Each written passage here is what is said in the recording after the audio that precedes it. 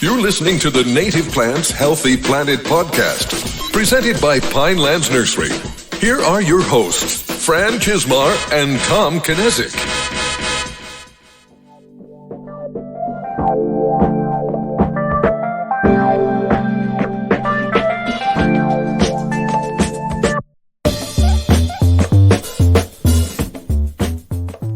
Finally got our first snow of the year. Welcome back to the Native Plants Healthy Planet podcast presented by Pinelands Nursery. I am Fran Chismar. And I'm Tom Kinezic. And it's starting to feel like the holidays. But before we get too far into that, I do want to bring up today's guest is Ed Farley from Ducks Unlimited. So we're really excited when we talked about some of the hunting conservation organizations. This was number one at the top of our list. It was number Not one. Not the first one we've had on, but definitely number one that we wanted to have on. Yes. So. But like I was saying, it does feel like the holidays. It's Christmas is at this recording is right around the corner. By the time you're listening to this, it might be a day or two after Christmas. But, yeah, I'll tell you what, my back is officially killing me after this. Yeah. So the snow turned to ice, and my driveway is 3 cars deep and 3 cars wide. And when you're in the middle of the driveway, you're in no man's land. Yeah. You really are. And I am 2 hours of shoveling this morning. And I know you could say, why don't you have a snow blower? I'm getting ready to move, so I don't. It's like my last. We don't get enough snow here in New Jersey anyway to really justify it. But it is nice when you do have it for those times that we do get snow like this. I feel so old because I actually these words came out of my mouth. My hip hurts. My hip is killing me. Like that's I feel old. But you're not one to complain. Not that I'm one to complain. So.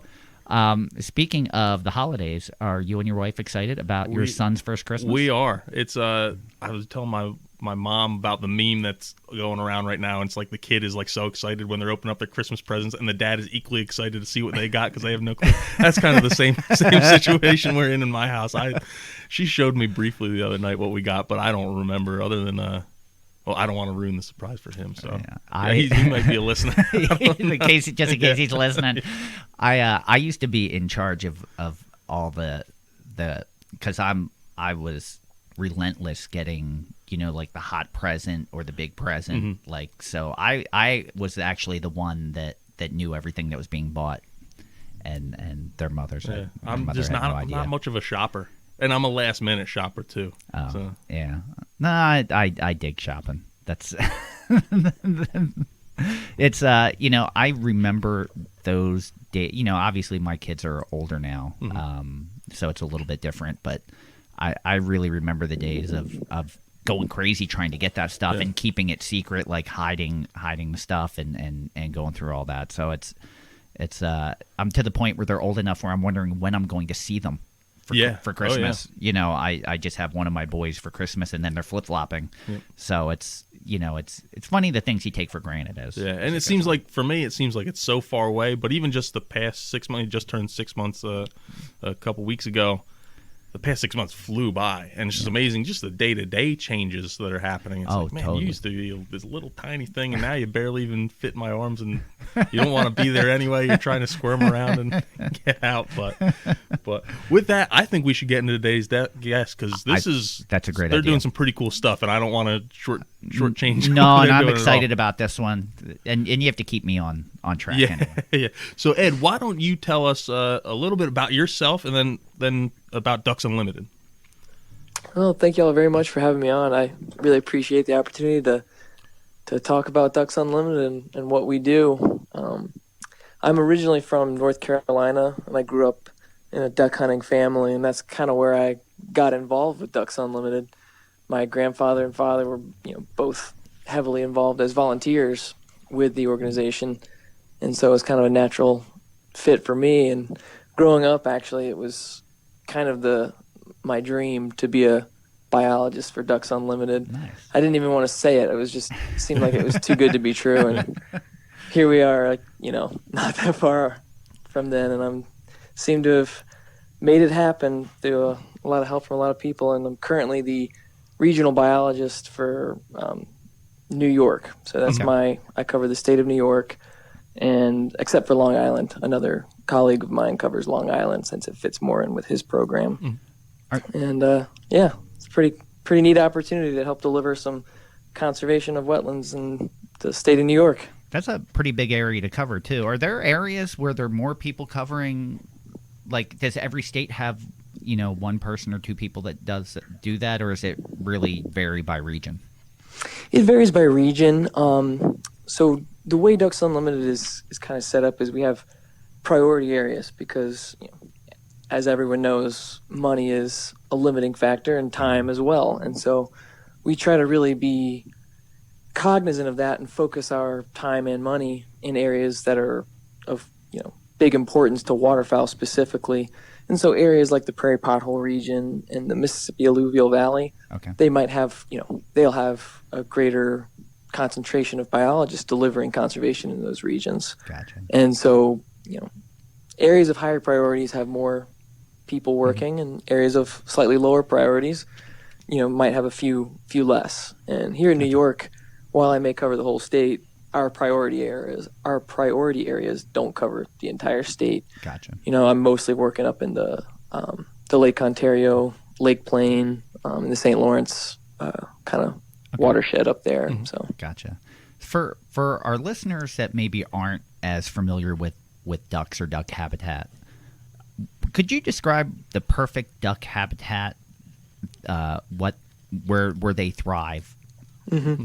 Yeah, I'd love to. I mean, that's a little bit of a tough question because ducks are such a diverse group that it could be pretty much any wetland or, to be honest, any upland. I mean, there's a lot of different habitat that they need, but kind of the classic duck habitat that I like to focus on is kind of shallow emergent wetlands, especially sometimes seasonally flooded ones that aren't wet throughout the entire course of the year. Okay. So it's kind of important that they have that kind of emergent cover, 50 to 50 ratio of open water to emergent plants. Okay. That's kind of, research has shown that that's kind of appropriate for them, and that they find ducks in the greatest densities in those kinds of wetlands.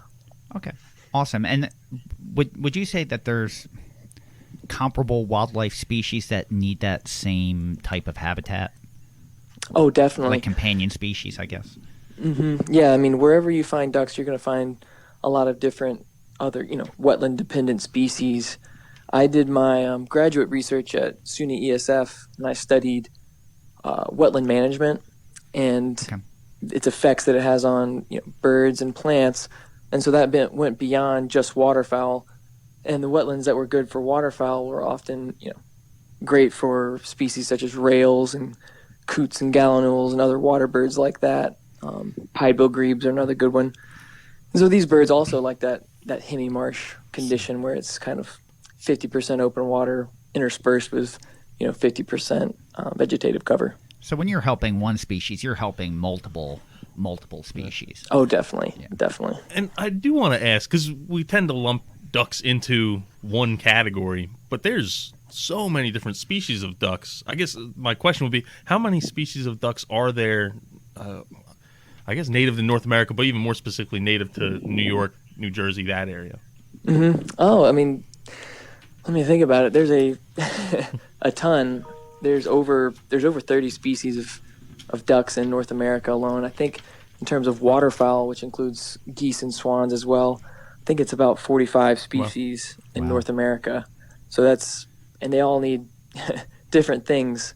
Like a green-winged teal, which is the smallest duck in North America, it can't feed very deep. It needs just a few inches of water, whereas you have something like a long-tailed duck, which needs, it's been recorded diving over 200 feet in water. So it's a really diverse group, and I love it. It's kind of fun to work with them when there's just so many different, so much diversity. Yeah, and I guess one of the things that you also I started to think about was when I used to duck hunt a little bit more when I was younger, you'd probably get maybe four, if it was a good day, 4 or 5 different species of ducks, where if you're going deer hunting, you're really only you're going after one species. Turkeys, you're going after one species.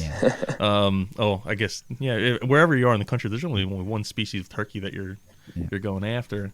But ducks, I know from a lot of my friends that are duck hunters now, they're take a lot of pride when they get a specific species of duck that might be a little bit less common or in that area or something like that, less or harder to harvest.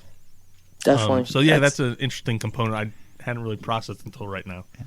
Yeah, that's one of the my favorite days of the days when you get a bunch of different species, because that's one thing that I love to do is after I harvest a bird, I like to hold it and kind of look at it and really appreciate these unique morphological differences that you might see between them. Mm-hmm. You've got an American widgeon that's got a short bill that's made for clipping vegetation, then you've got like a northern shoveler, completely different bill. It's designed perfectly for filter feeding and eating a lot of those aquatic invertebrates. So it's just a lot of fun. Yeah, and even just the colorations between species to species, and some might have like a band around their neck or a different color head, or just the iridescence, I guess is the right word. Like a mallard can kind of has like that iridescent green head, or at least the drake, where the female is more of a speckled brown. And yeah, it's they're very unique. Not even just between species of ducks, but even between male versus female a lot of times.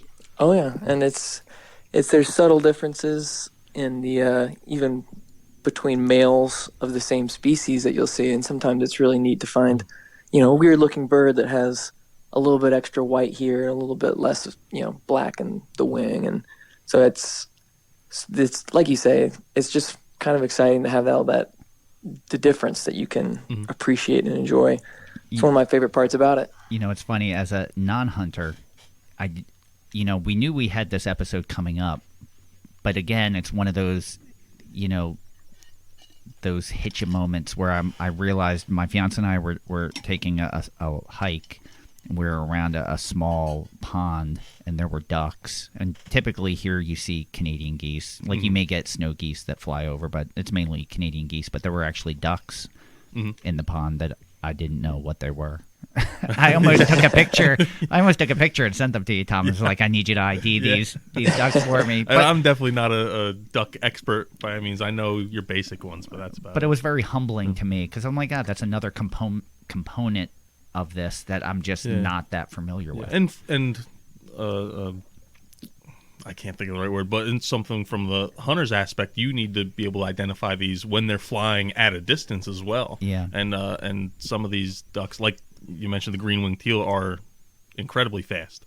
So it's but I guess we should move on a little bit more and talk about maybe like backtrack, actually. Okay, yeah. Like, so we jumped right into ducks, but what is Ducks Unlimited's mission? Your overall mission in reference to ducks? Yeah, so Ducks Unlimited, our mission is to conserve, restore, and manage wetlands and the associated habitats for North America's waterfowl. And these habitats also benefit other wildlife and people. And that kind of plays into our vision. And the vision of Ducks Unlimited is wetlands sufficient to fill the skies with waterfowl today, tomorrow, and forever. And so we're really focused on the wetland habitat and also the associated uplands for waterfowl. And that's where we're coming from. That's a great mission. So speaking of which, with conserving, is there an issue? Like, how are current duck numbers, or are there any that are in danger, or any that are becoming rarer to find or in decline? Yeah, so waterfowl numbers as a whole are doing pretty well according to their long-term averages, but certain species are definitely not doing as well. Lesser scaup and greater scaup, they don't, when they count them, because they're so similar, they kind of lump them together. The scaup numbers are not doing great, and thus they've kind of limited the harvest a little bit. And same thing in the Atlantic flyway with mallards. So you might see a mallard and think that's, it is the most common duck in North America, but the numbers in the Atlantic flyway are declining, and so they've recently had to cut back the bag limits on those. And so there are definitely a lot of issues regarding waterfowl and the wetlands in particular, because a lot of people don't see the value of wetlands. Okay. And as a result, they're often, at risk of being destroyed. Are there any ducks in recent history that have disappeared or went extinct? Yeah. In North America, the Labrador duck went extinct.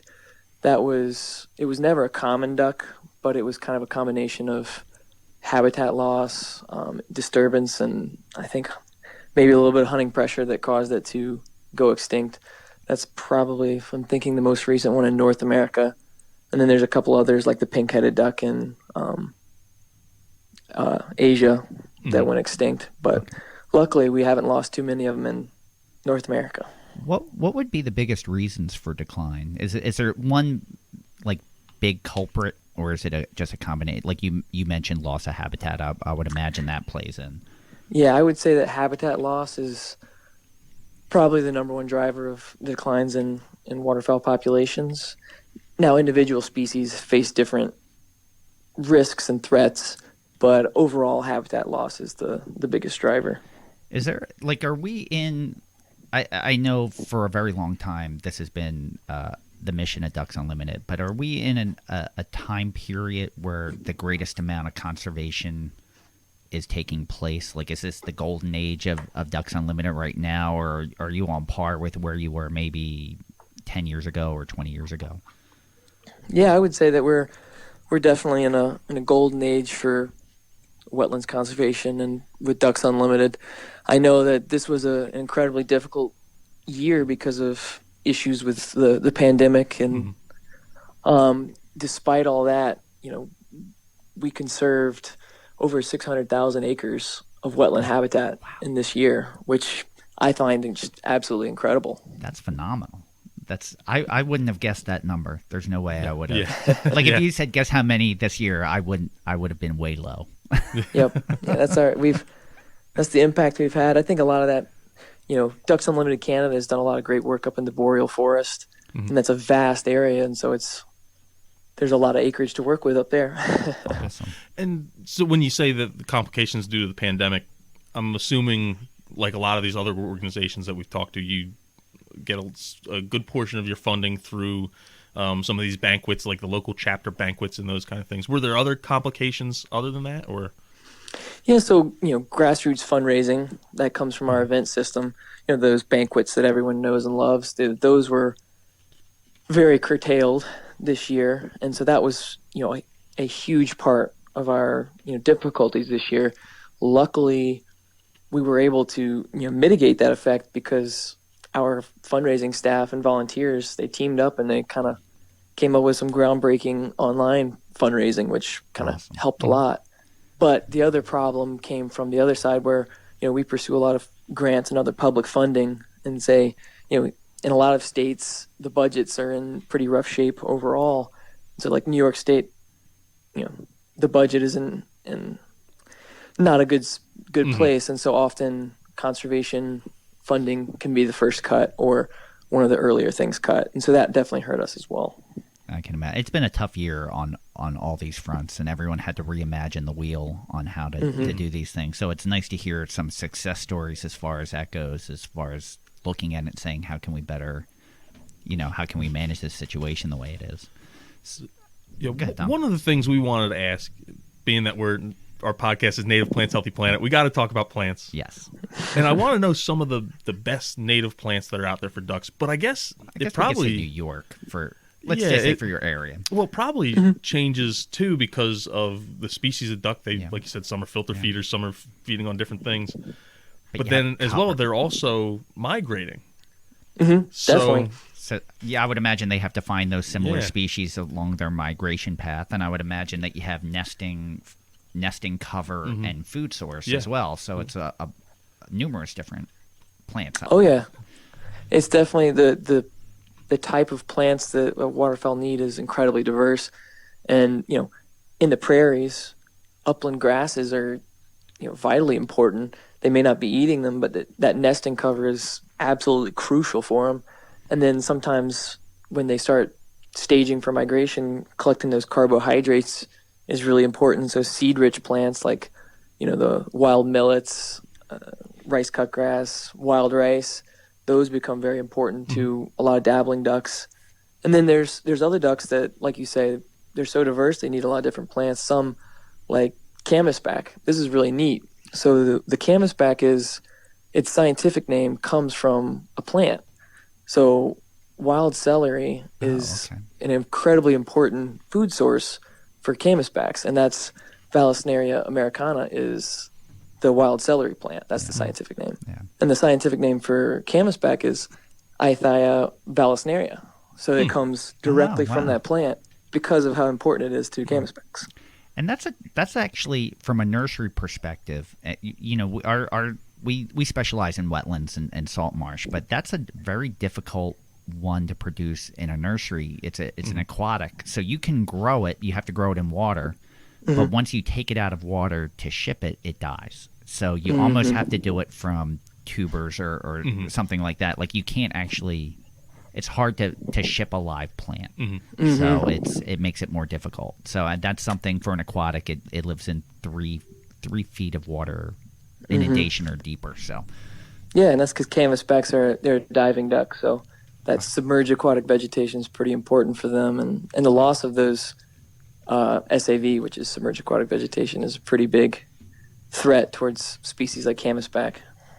Nice. So since you know, with all the restoration, one thing I wanted to ask that I almost forgot to ask was, if we're in the golden age, have you seen numbers increasing? Is that like, is it? I'm sure there's a lot of things that you're battling, even though we're in the golden age. Like I'm sure that land is disappearing or habitat's disappearing probably at a rate faster than you can create it. Are you seeing an increase, or is it still just like maybe holding steady?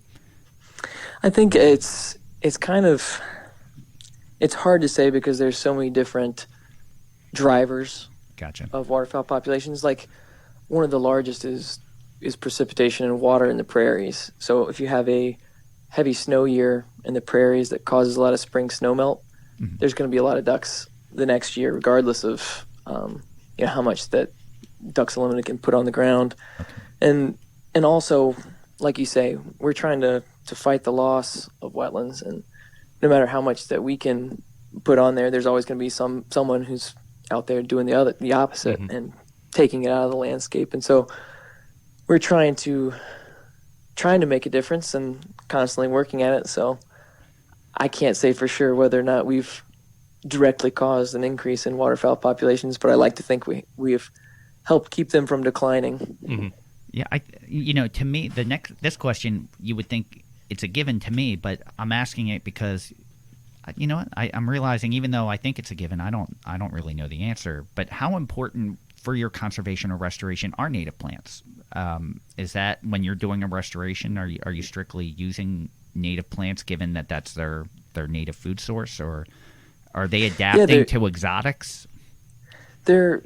Native plants are incredibly important to waterfowl, and so that's something that we definitely try and keep in mind. If we're planting or seeding, we focus on native plants for a number of reasons, specifically because, like you say, they're good for waterfowl.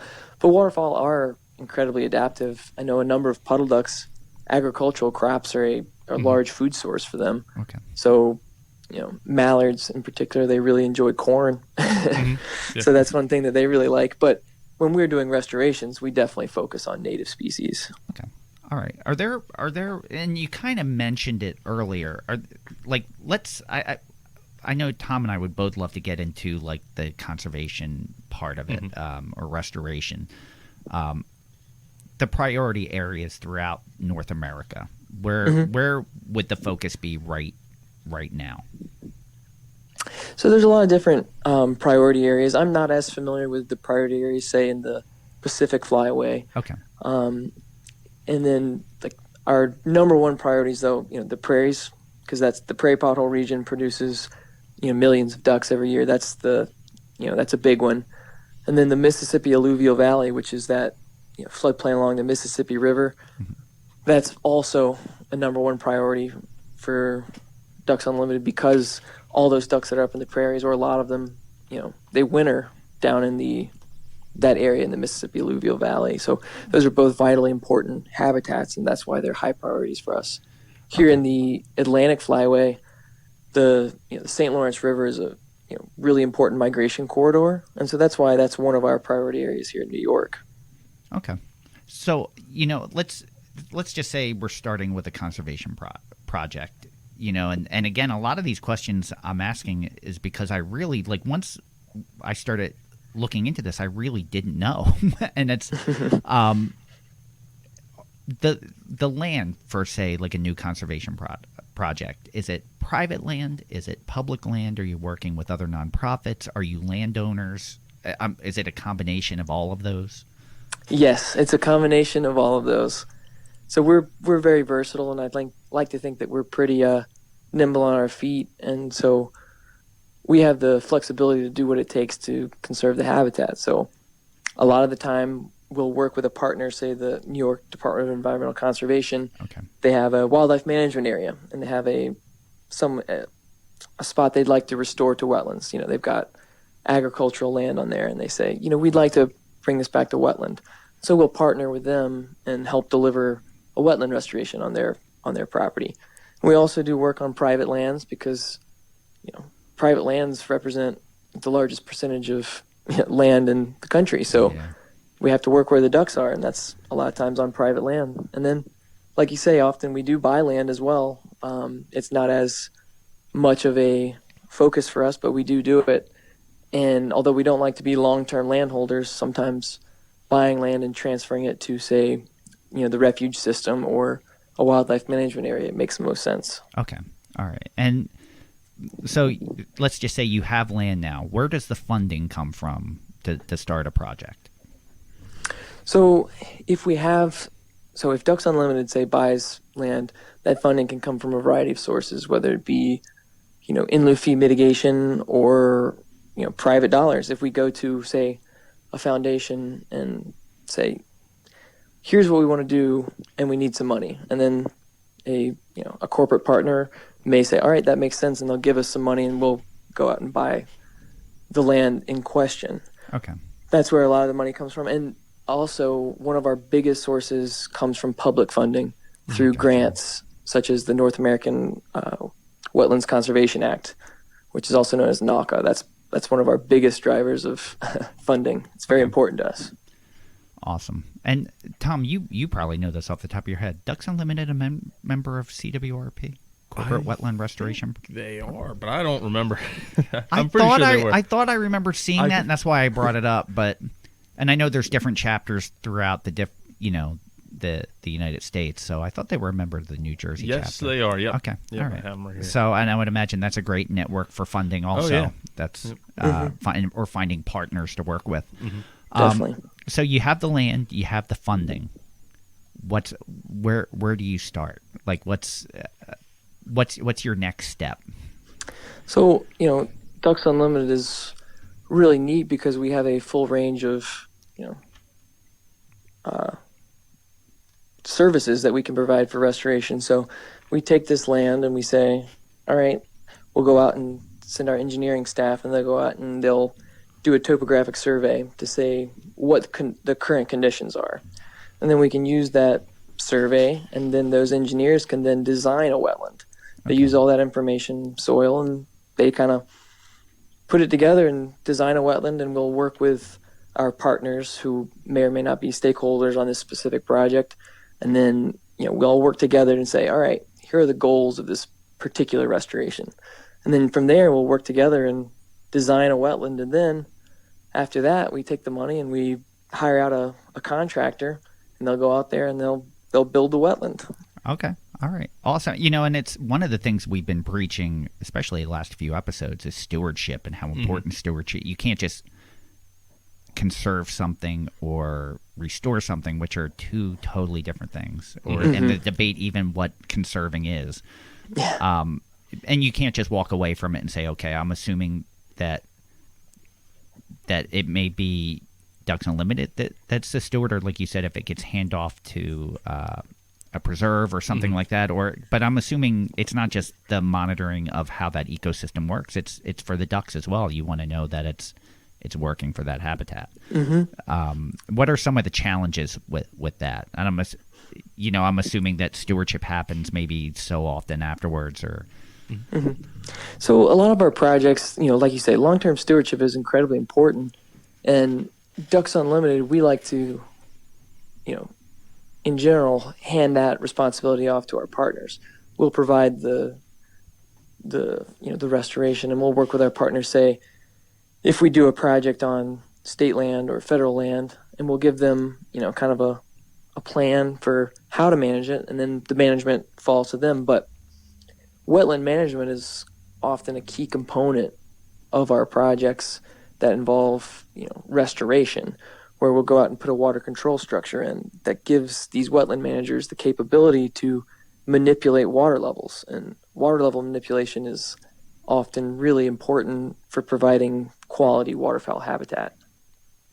Okay. All right. Awesome. And what would you say, or who would you say are some of you mentioned a few already, like maybe the more common partners or champions that you work with? Is it nonprofit? Is it corporations that get involved with this as well? Yeah, I mean, we work with anyone interested in conserving wetlands. We're equal opportunity. We love to work with partners like the National Audubon Society. They're a big partner of ours, as are governmental organizations such as the Department of Environmental Conservation here in New York. The U.S. Fish and Wildlife Service is a huge partner. Yeah. And we also have corporate partners, like you said, like Cargill is a big partner of ours. And they provide a lot of generous funding that helps us deliver projects. Awesome. That's all great organizations you just mentioned. Yeah. So, did you have a? I felt like I was going to cut you off. I had a question that's going to take us in a different direction. Go ahead. So if you, I'm good. That basically just walked us through a whole conservation effort. Is where the land came from, the money, what happens afterwards. So, I guess my question is, one of the things I don't think a lot of our listeners probably even realize is some of the funding that is going to ducks is actually coming through duck stamps. They might not even know the duck stamps exist. I didn't until you mentioned it to me yesterday. I had no idea what a duck stamp was. And it's a pretty unique system, even in wildlife conservation. Can you tell us a little bit about the duck stamp and how that system works, really? Yeah, the duck stamp is a really, really cool piece of conservation that it came about in 1934, I think.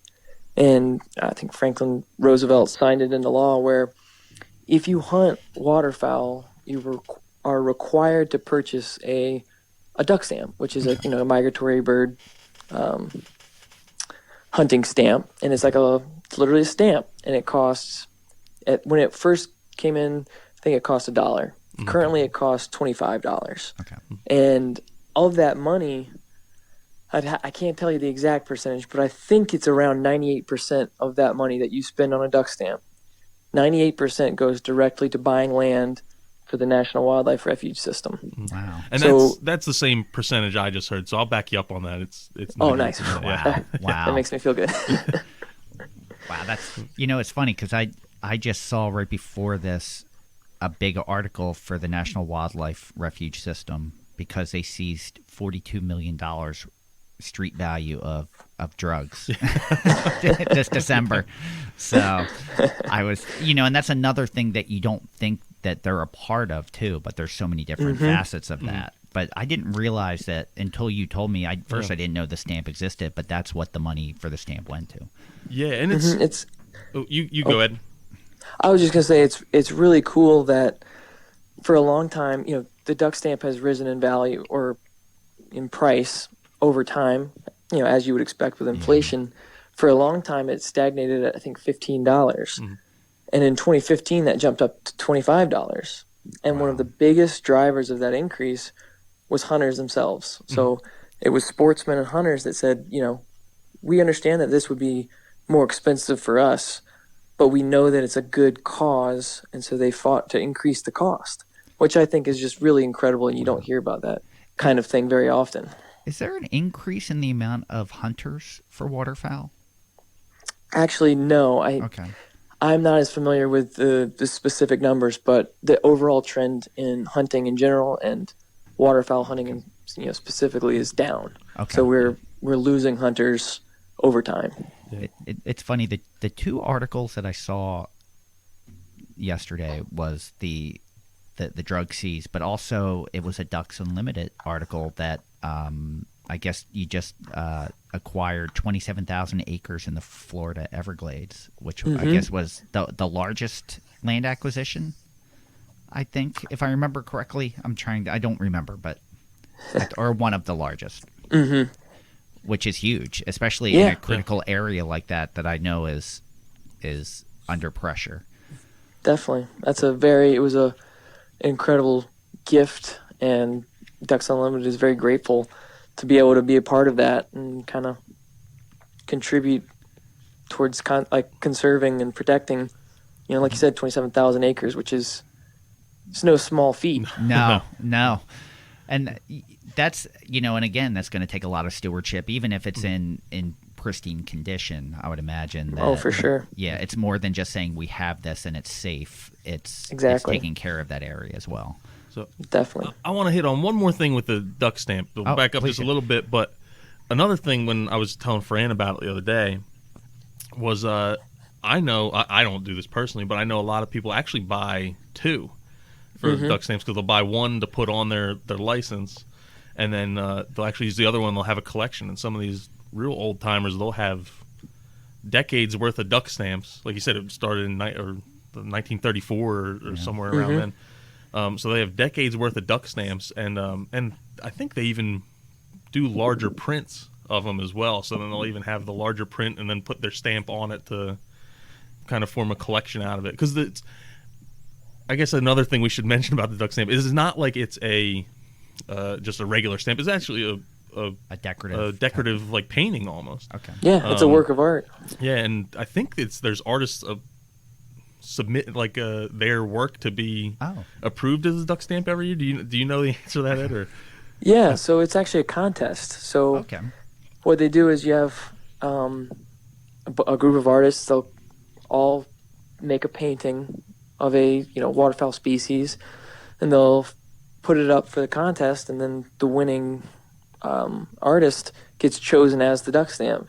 And that so for that year, then you'll have a picture of whatever's on there. This year it's a black-bellied whistling duck. I just pulled it out of my wallet and looking at it right now. And that's great because all that money is going to such a great cause just for their own collection. And so and you can just get these. I think last time I bought one was right at the post office. Like you're buying a normal stamp, you just go right at the post office. I'm not sure where else you can get them, but you can get them at the post office. At anywhere you can get a hunting license. Most of the time, you can get a duck stamp, and you can also order them online. Oh wow!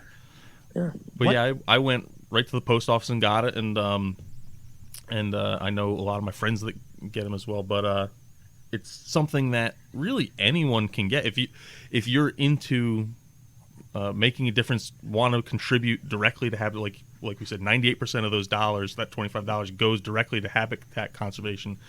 You don't necessarily have to be a hunter to get one. Anyone can get one, and it's really a contribution that you're making, and I guess that would be $24 and $50 are going directly. It's funny. I was just going to ask you that because I was like, did you have to show like a license to get that, or like anyone could just go in if you want to contribute to it, you can contribute that way by going and buying a stamp. Yeah, I think anyone can. It's not just duck hunters that buy them. I mean, bird watchers, they're another constituency that they buy them just from the goodness of their heart. They don't, in most cases, aren't required to buy one, and so.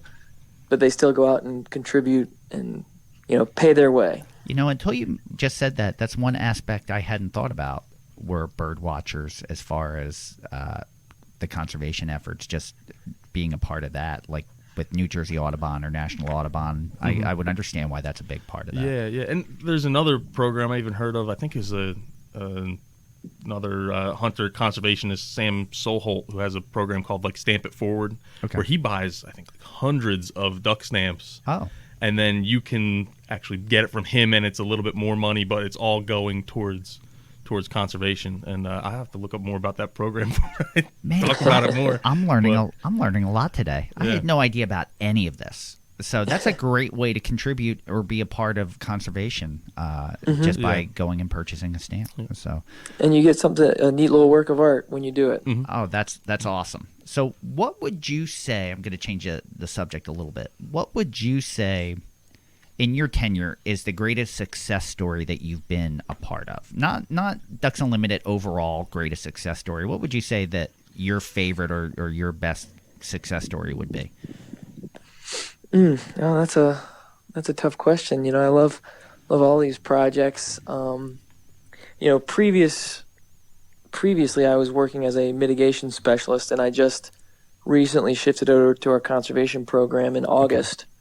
And working in the mitigation program, we've done a lot of really cool projects, but in the conservation side, my predecessor, Brandy Neveldine, she did a really neat project over in the Montezuma Wetlands Complex on northern Montezuma Wildlife Management Area. And I think it's a really cool success story. Is there was an agricultural field, it was planted in corn, and they took it, and we worked with the state of New York, who owns it, and we designed and delivered a wetland restoration there. So right on the bank of the Seneca River, what was once a cornfield is now a natural, wetland. Oh, and awesome. It's a really cool project. It's, I think about 100 acres, a little more than that. And it's also, coincidentally, it's about a minute down the road from my house. So That's awesome. I get to see it every day, which is kind of nice. Yeah. Is there any North America success story that's kind of legendary where everyone talks about it? They're like, oh, we won another one of these. Oh, I'm sure there is. Put me on the spot. I'm blanking right now. Well, that's a large. I'm sure throughout the decades and throughout the North America, there's so many vast ones that it's hard to. You're working hard in your area, and there's very many people doing the same thing all over North America. Oh, so, definitely. Yeah. What would you say? All right, I'll shift gears a little bit. What would you say for the novice like myself? What's the biggest misconception about ducks that most people get wrong, or they you hear it and you're like, oh, that's not true? Oh, yeah. I mean, I think it's that the biggest misconception that I see often is that ducks like a pond. You always hear, oh, it's a duck pond. We'll hear it from certain people. They say all Ducks Unlimited wants to do is dig duck ponds. Well, It's so much more than that. It's the plants. I mean, I don't have to tell you all the importance of plants, but it's so much more than just the water. You need the habitat, and a lot of that involves these shallow, seasonal wetlands that are much, much more than just somebody's pond that they dug out that's 10 feet deep. Most ducks are 16 inches long. They can't feed in, or at least most dabbling ducks can't feed in water that's more than 1.5 feet deep. Okay, gotcha.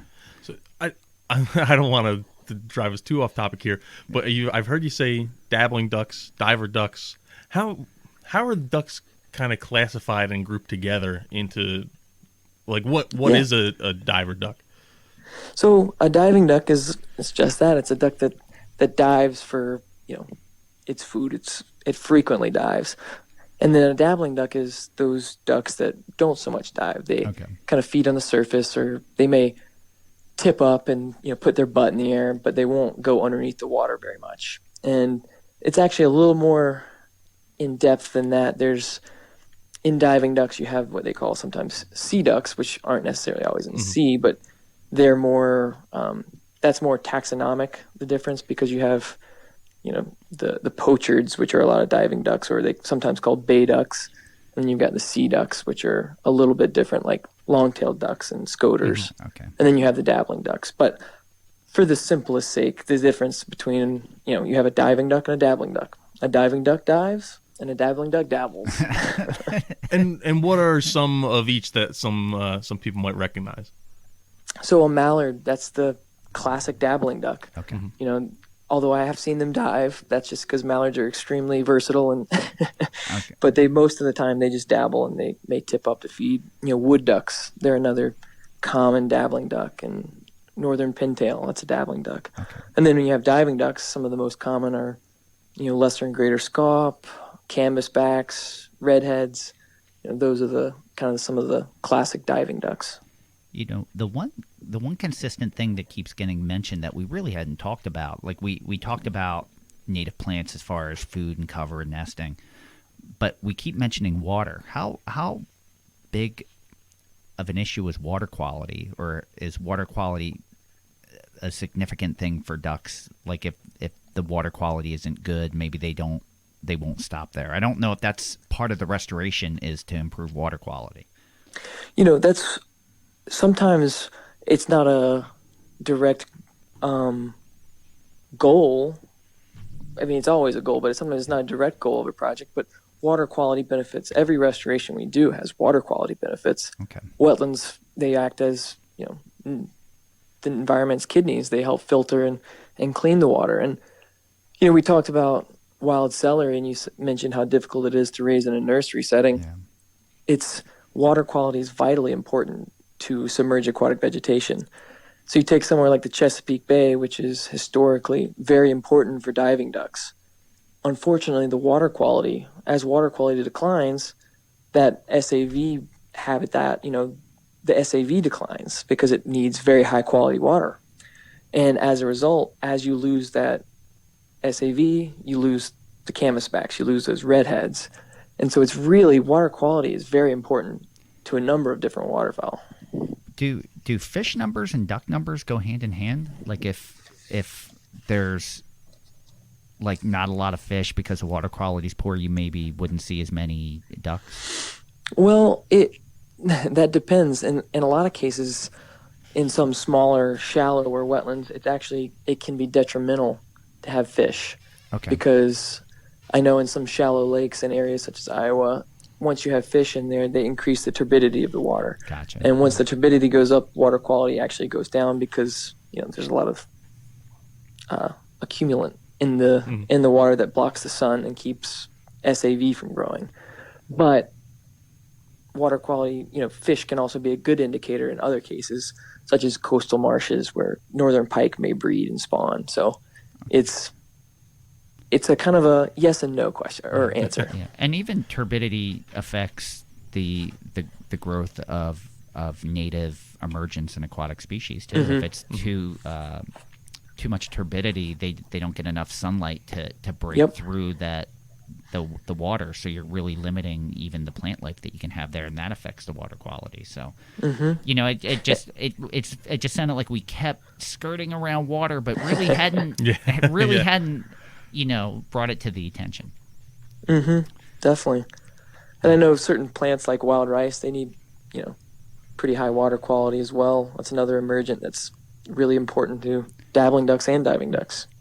Have you actually seen, or is there, say in your area or the range that you cover, any pristine areas that, like, I know that's harder and harder, like you hear in Pennsylvania, like pristine trout waters are hard to find. Like, are pristine duck habitats hard to find at this point?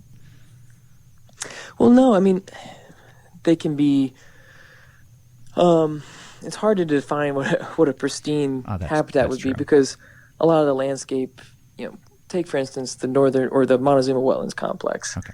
I would consider that a pretty excellent waterfowl habitat there, but it's far from pristine, largely because the system has been so altered through, the Erie Canal, which lowered water levels by like 3 meters in the region. Oh. And it also, then agriculture came in and changed a lot of it, but these restorations may not be kind of a perfect, untouched habitat, but they can still provide what I might call pristine waterfowl habitat. Wow. I feel like this this is the first episode, and this is episode number 34, that I feel like a little kid, and I'm just like the questions that I'm coming up with. I was like, oh, I never thought about this, or what about like I it's the first time that I probably asked twice as many questions than we had prepared. Oh yeah, just because. Oh, me too. It's like, hey, you keep saying like the dabbling duck thing. That was just something. I guess I've always heard dabbling ducks and diver ducks, but I never really knew. And I would have assumed it was some of them dive and some of them dabble, but I didn't really know which was which, and outside of a few. So that was a good explanation. And I didn't want to assume either. Yeah. Like, I thought it, but I wasn't going to ask that question. I'm loving this. I can talk about ducks for hours on end, so this is perfect for me. Oh, awesome. Well, that Go ahead, Tom. I'm sorry. You kind of mentioned a little bit of how you got involved with Ducks Unlimited, but what was your real path into the conservation industry? I think you've mentioned parts here and there, but put it all in one timeline for us.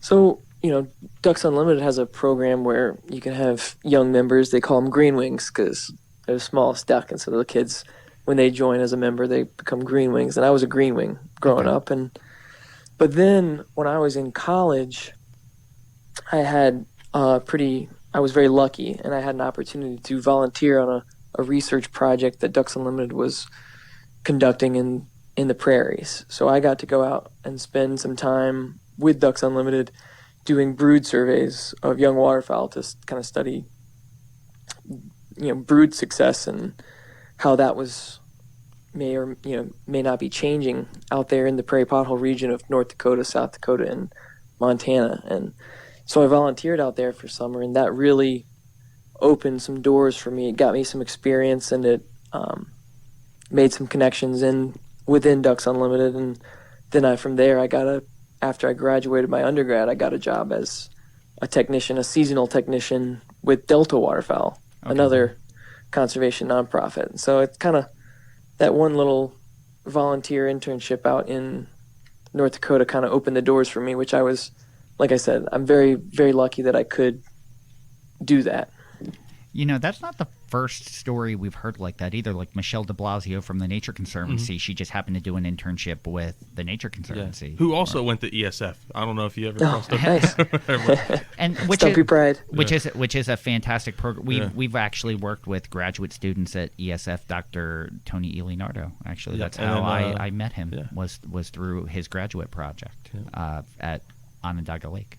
And what do the locals say, Tom? Is it Lake Onondaga or is it Onondaga Lake? I think it's Onondaga Lake. I've never lived near Syracuse, so I always call it Onondaga Lake. Yeah, okay. You're up in that. All right, perfect. I know. I've heard you have to say it one way and not the other. So I just wanted to make sure I got it. Yeah. And did you have any classes with Don Leopold? Don Leopold was actually my co-advisor when I was in grad school. We gotta have him on. And we haven't really talked about him much on our podcast, but he's someone that we always hear about. We've had some conversations with, and I don't know why we didn't think about having him on sooner. We just talked about it maybe a couple weeks ago. We're I saw his book on our bookshelf. I'm like, we got to have him on at some point. All right, we'll add him to the list. Yeah. We'll add him to the list. So Don, when I was working with Don, I was never a plant person until I started my grad program. In between Don and my other advisor, Mike Schumer, they made me a plant person, and now I really, really appreciate plants like I never did before.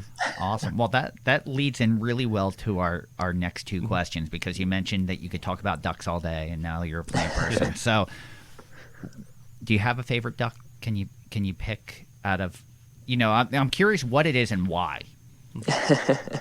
So, since I've been like a waterfowler, I've probably changed it 100 times, but and that's currently my favorite duck is probably the northern pintail.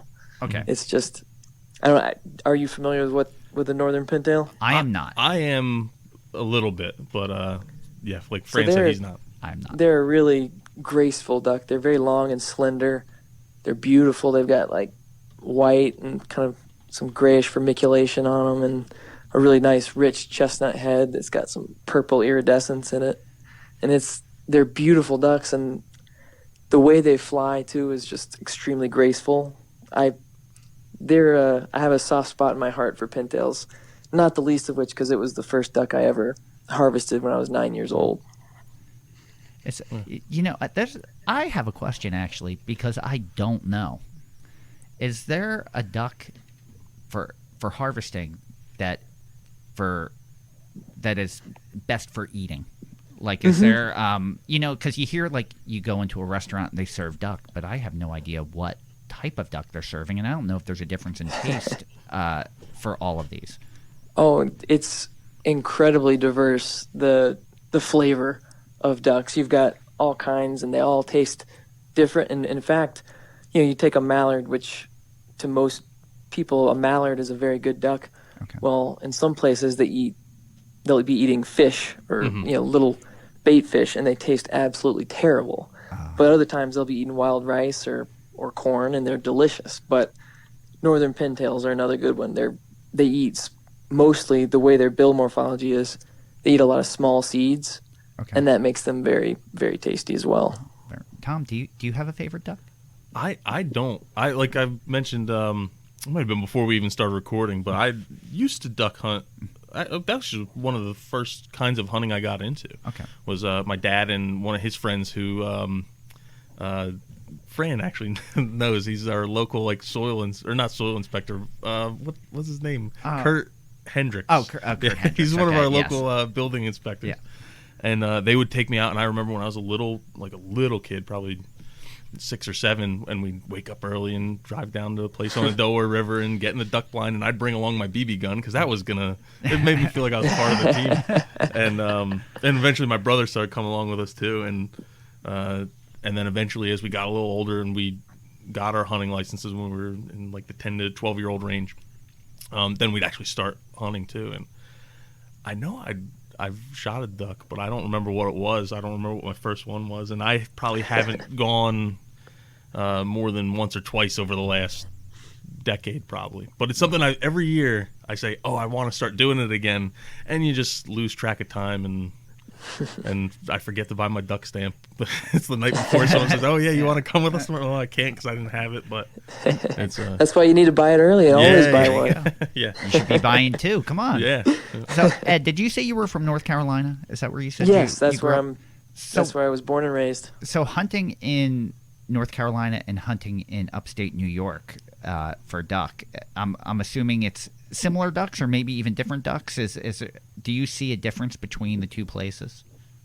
Yeah, it's they're actually, a lot of them are the same ducks. So I'm not sure how familiar you are with duck banding, but they'll mark waterfowl with these little metal bands on their feet, and it kind of shows you their migration paths, a lot of different other things. But short story of it is, I've actually harvested birds that were banded in New York, and I've harvested them in North Carolina, which I think is really, really neat, and it shows the connection there between the two. And so it's a lot of the same ducks, but the hunting is a little bit different because back home I'm from the coast, so I either hunt the salt marsh or I'd hunt some private property that my family owns, whereas up here in New York I'm hunting mostly public land and public waters such as national wildlife refuges or wildlife management areas and stuff like that. So it's definitely a different kind of hunting, but it's the same birds.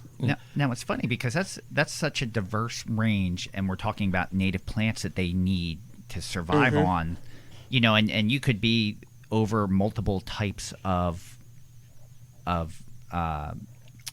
plant types. It could be Piedmont, it could be Appalachian, it could be a few different things in their flight path. But most of the aquatics on the East Coast are all, there's variations throughout. But a lot of them, when you look on plants.usda.gov, if you look up like soft rush or things like this, you're seeing them pretty much native throughout the East Coast. So I'd imagine they need that. I would imagine they need that familiarity along their way. But what's kind of neat is you take a northern pintail. It's actually a whole Arctic species. So you go to, they have them in Russia. They have northern pintails across the entire northern hemisphere. Wow. Oh. And so think about the diverse plants that might be there or here. And actually someone in California, they harvested a pintail that was banded in Japan. Wow. So it's mind-boggling to me that these birds are so, versatile that they can survive on plants that might be in Japan or California. Wow. And maybe that's why throughout the decades and the years they've been able to survive, just because they're so adaptable to such a wide range of plants. Because that takes tons of evolution. One thing you mentioned up the banded ducks, and I think we should probably talk about that because it's a wildlife, I guess it would be considered wildlife research tactic that's almost reliant on hunters reporting when they harvest banded animals. And it's not just just ducks. They do it with other species. I know my brother found actually a banded horseshoe crab this year. He didn't. He just found it when he was on the beach. But he's a spear fisherman, and he harvested a banded or a tagged striped bass. And wow. he got it probably end of the summer or early fall, and I just saw in the mail today he got the letter with the certificate for reporting that he got it. But talk a little bit about that banding system and how important it is to wildlife research and duck conservation. Yeah, so banding is a really, really cool tool that waterfowl managers and people across the world use to help learn about these birds and, like you said, fish and a lot of different things. So waterfowl are largely migratory, especially here in North America. So it can be difficult to map those migration paths, and banding is a great way to do that. And it also helps us to understand mortality. See, of these banded birds, how many of them are dying, how many of them are being shot versus how many are being found. And it's really a really incredible technique to use to study these birds. And hunting makes it a lot easier because harvesting the birds, the only way you get the data back is if you find that band again. And so it's hunting gives you such a larger data set. They do, like you say, band other species. Like I know they ban hummingbirds, for instance. And the main way you get those, it's really cool. The bands are absolutely tiny. Like,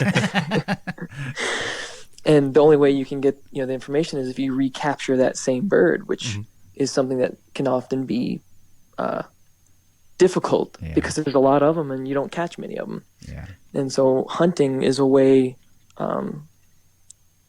Banding is a way to utilize hunting and let us understand more about these birds. And it gives all kinds of information beyond just the migration paths. But that's often the easiest one for people to understand, because you say, all right, it was banded in Canada and then it was harvested in North Carolina, so you can draw a straight line between the two, and you know for a fact they were in both those places. Gotcha. How far is the migration? We keep talking about migration, and I don't know how far that migration goes. And I was going to ask you earlier, and we kind of got away from it, but describe those different flyways as well, because there's different migration paths that different ducks take.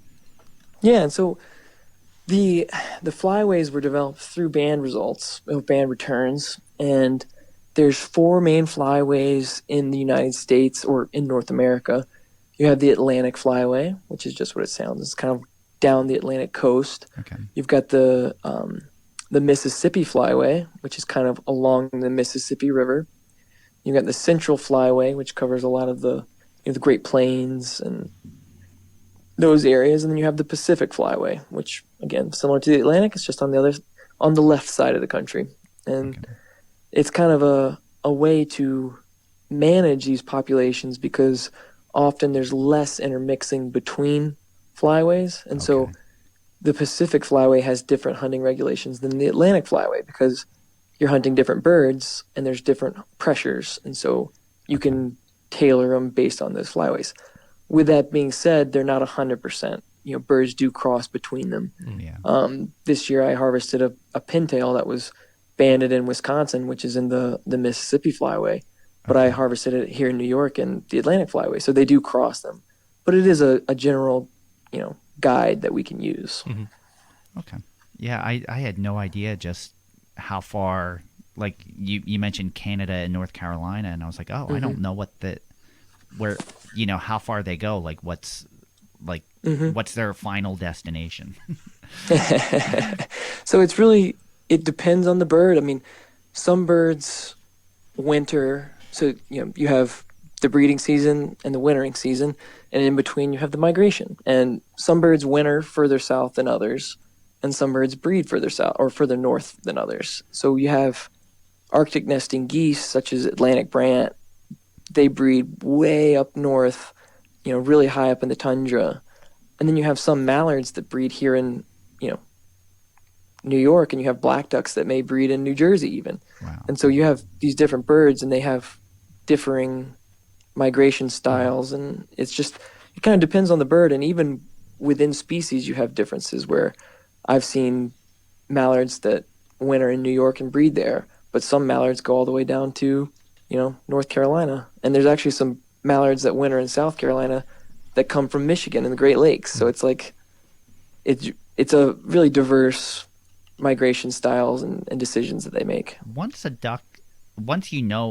let's say a specific band of ducks migration period, is it predictable at that point or destination? Like, are they hitting the same places each time, or will it vary year to year?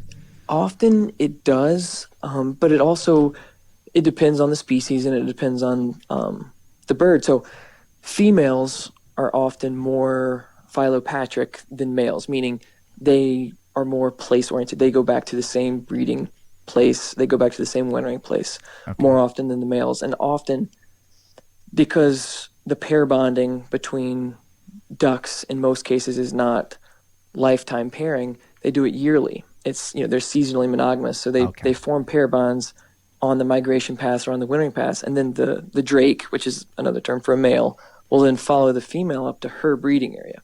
Okay. So they've had ducks that literally will nest in the exact same spot, like on the remains of her previous year's nest. Mm-hmm. And a successful hen, if she has a successful nest, she's more likely to go back there than if she has an unsuccessful nest. Okay.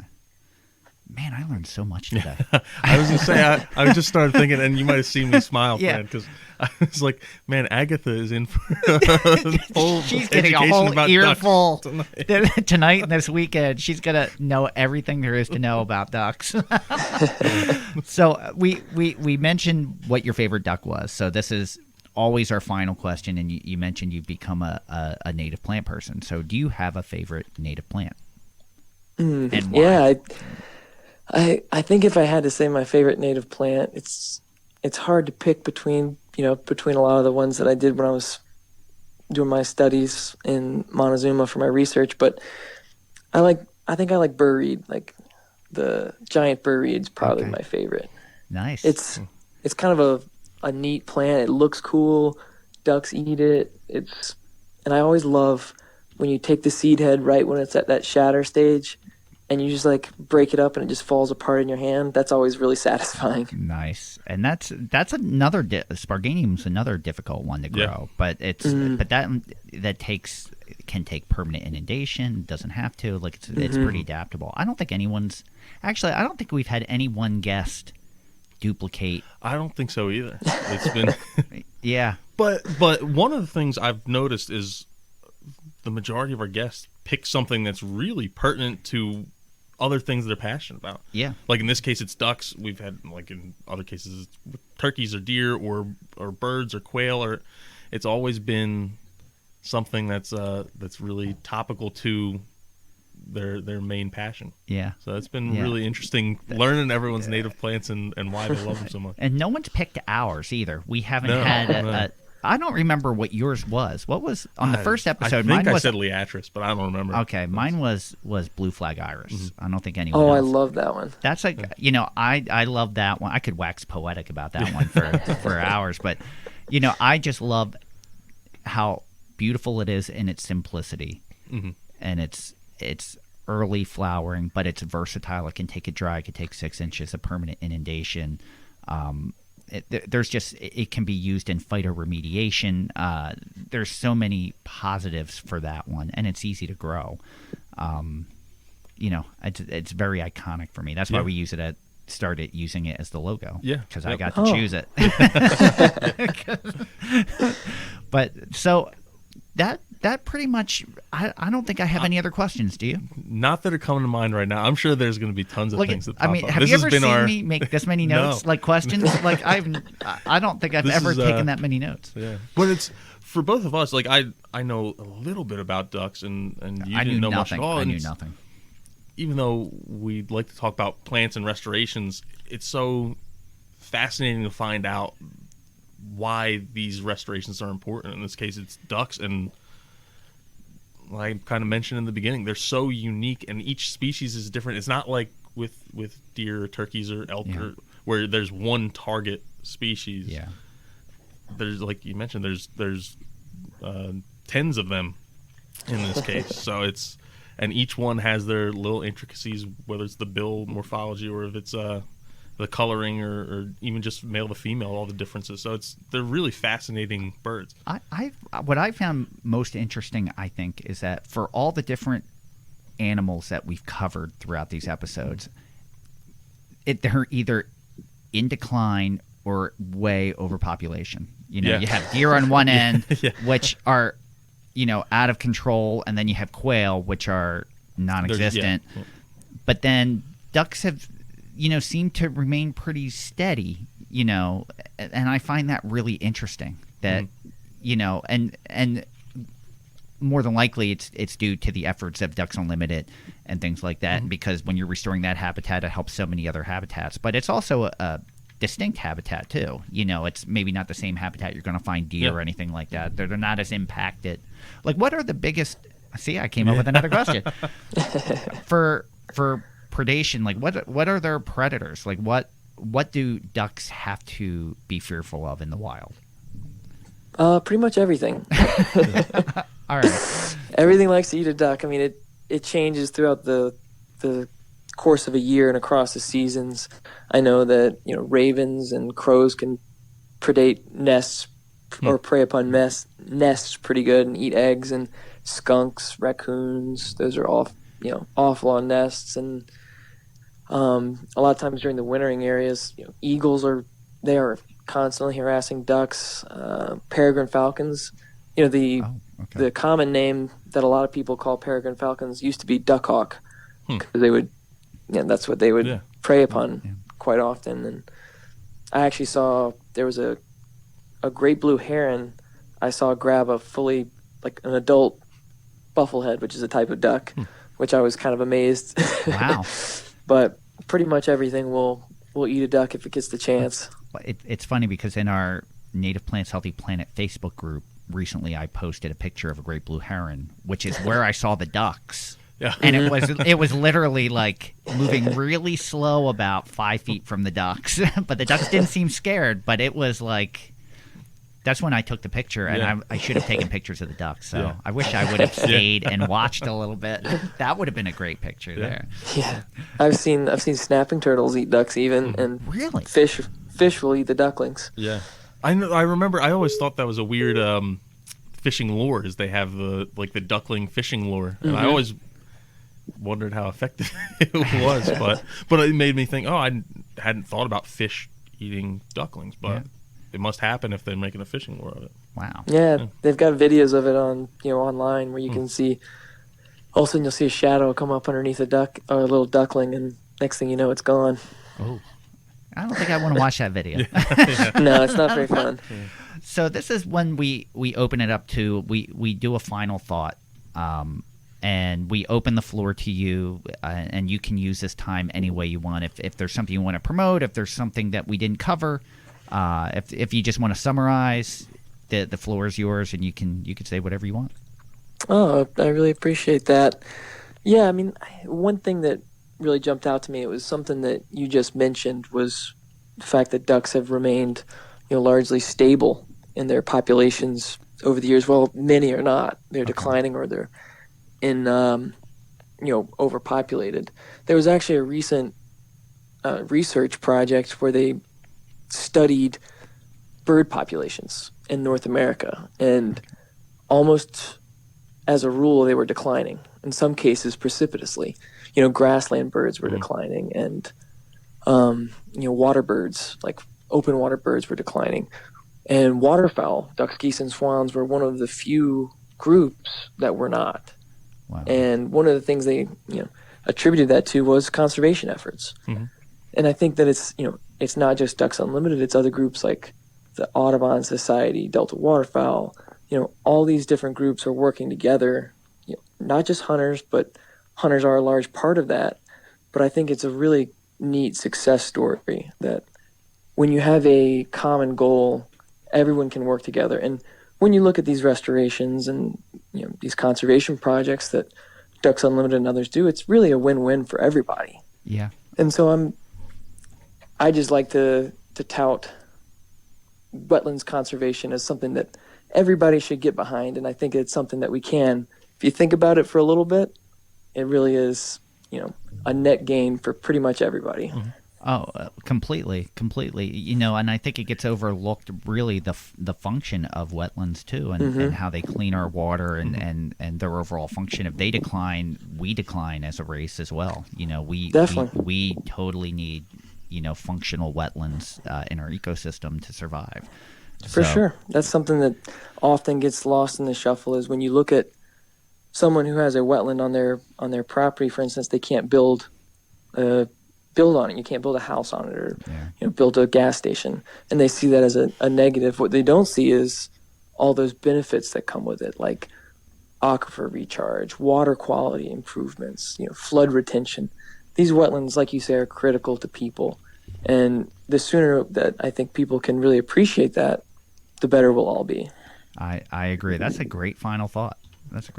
Tom, you want to go, or you want me to go? I can go. All right. Fran. And this is going to be a Fran-esque kind of rant, I think. And I got to tell you, my final one is going to be it's going to be very anticlimactic. Yeah. So my wife's really recently got into Grey's Anatomy, which that came out over 10 years ago. Yeah. Probably 20 years ago. Yeah. But she'd never watched it. It's on Netflix. Are you watching it? I've been watching episodes here and there. Off topic real quick. You wouldn't mention what your favorite movie was in the buzz. Is it The Notebook? No. I haven't seen The Notebook. I have seen P.S. I Love You, but I haven't seen The Notebook. I have not seen any. I'm just teasing. But she's watching Grey's Anatomy, and last night I just looked it up to see what season and episode it was. It was season 2, episode 9. Okay. And it was titled where'd it go? I've lost it. It was about Thanksgiving. Okay. But the one guy, his family came, and they always did like a turkey hunt on Thanksgiving, which isn't turkey season, so I'll throw that out. But and he didn't want to shoot a turkey, but he did to oblige his family, and his family, they made his 2 brothers and dad seem kind of like idiotic, and they're beer drinking and shooting guns in the air and all this stuff. And it's just a stereotype that's really perpetuated through media. Yeah, I agree. And it's like I was complaining to my wife. I'm like, I just don't understand why they do all this all the time, because there's obviously hunters that are like that. But if you listen to today's episode, you can clearly see that there's hunters who aren't like that. And I would think most of the real outdoors men and women who are doing probably a minority of the people who would say they hunt, but are doing most of the hunting, are also tend to be great conservationists and are not just passionate about going out and killing game. They're also passionate about the habitat and the land, and that's why you see a lot of these groups like Ducks Unlimited, like QDMA, like National Wild Turkey Federation. You have Backcountry Hunters and Anglers. You have 2% for Conservation. All these organizations that are doing so much just to preserve public lands, private lands, preserve the habitat for the animals they love so much. Because it's not just about the animals and harvesting the animals. There's a portion of it is, but a lot of it's just being outside and enjoying it. And it's, I don't know, it's just hard for me to watch sometimes when you have that episode and it's like making them out like they're just a couple rednecks who just like shooting guns and drinking beer, when that's not really the case. I agree.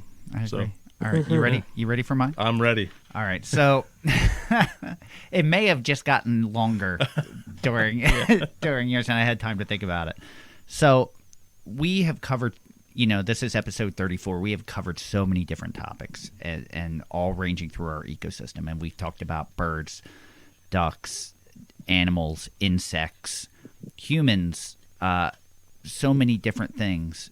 And the center of that universe isn't humans. It's native plants. You can put native plants in the middle of that universe, and you can plot your pins and tie your strings, and they all relate back to that. So many functions. We need that. They're the ones capturing the sun's energy. They're the ones transferring that energy on to so many different things and what they depend on. And without that, that's a keystone, definitely a keystone species in that diagram. So don't take it for granted. we all depend on them. And this is another, there's so many things that you don't even think about. Like when we started this, I don't know if I was sitting here thinking about ducks, but now I am because I'm constantly learning and I'm constantly adding that to the mix. So I honestly, I was thinking the same thing this morning when I was getting ready to come to work. I was thinking about today's episode and saying it's like it's all the spokes on the wheel. Like all the guests we have are the spokes on the wheel, but there's that pinwheel in the center. And then I guess you could say the axle is probably the soil. But and the soil. Yeah, I'm not discrediting the soil. The soil. It all begins with the soil, because without the soil, the plants, plants don't exist either. But yeah, it all kind of revolves around that habitat, which is supplied by the plants. Yeah. So no, that sums it up pretty well. Wow, that's all three of us. That was about as most profound that we've gotten between, because there's always one person, and it's typically me that just But wow, that was wonderful. Tom, I'll throw it over to you. So thank you guys for joining us today. We hope you enjoy listening to Ed Fairley from Ducks Unlimited. For more information about Ducks Unlimited, visit www.ducks.org. Ed, do you guys have a specific page for your chapter, your region? We do. You can actually, on the main page, you can go in and actually go to state by state and kind of navigate around to wherever you live and check out the individual programs for your own state. Actually, when you went on the website, you said there was a very complimentary article about Ed. There's an article about you leading New York's conservation program. So. Wow, there you go. We have a superstar. So, thank you all very much. Oh, anytime. I would love to give a big shout out to Stephen Marr for contributing our theme music. You can follow us on Twitter at Pineland Nursery, Facebook at Pinelands Nursery NJ, Instagram at Pinelands Nursery, and YouTube at Pinelands Nursery. No one interacts with us on Twitter. I'm taking that personally since I do a lot of our Twitter account. Maybe I'm the problem there. So don't forget, we do have the question and answer line. You can call us 215-346-6189. I'll repeat that, 215-346-6189.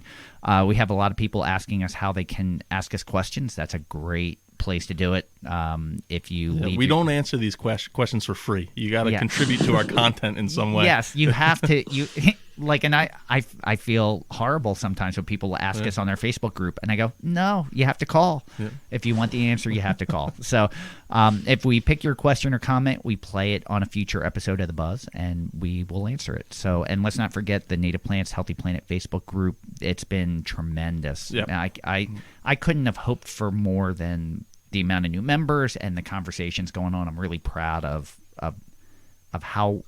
how well everyone's playing nicely. Yes, me too. So you can listen to Native Plants Healthy Planet directly at www.nativeplantshealthyplanet.com. You can also check us out on Apple Podcasts. Where is it? Podbean, Spotify, Stitcher, wherever you consume your podcast. You can even ask Alexa to play the Native Plants Healthy Planet podcast. And she will. And she will do it. Yes, I've tested that a bunch. But and when you're doing that, just take a little bit of time, leave a 5-star review. Those really help. And share this with a friend and ask them to subscribe as well, because that goes a long way for us. So. For making that circle bigger and getting when you go into someone else's house and they have an Alexa, make it play the Native Plants out. Just say, hey, Alexa, I do that. I've made it a point to start doing that. Just so I can hear my own voice. So with that, thanks again, everyone. I'm Tom. And I am Fran. Thanks again, everyone. Ed, thank you so much. This has been wonderful. We really appreciate you coming on and spending time with us today. Thank you all very much. Anytime. We have... with that, no, Happy New Year. Yeah, Happy New Year. This is the last one. So we have a lot of great stuff coming up in the new year.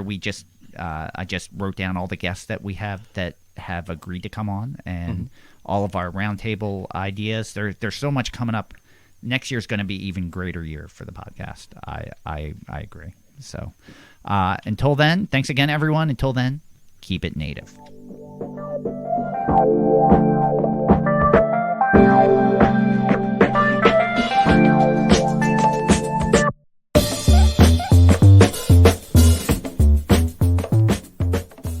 Thank you for listening to the Native Plants Healthy Planet podcast, presented by Pinelands Nursery. Remember to like, share, follow, and comment.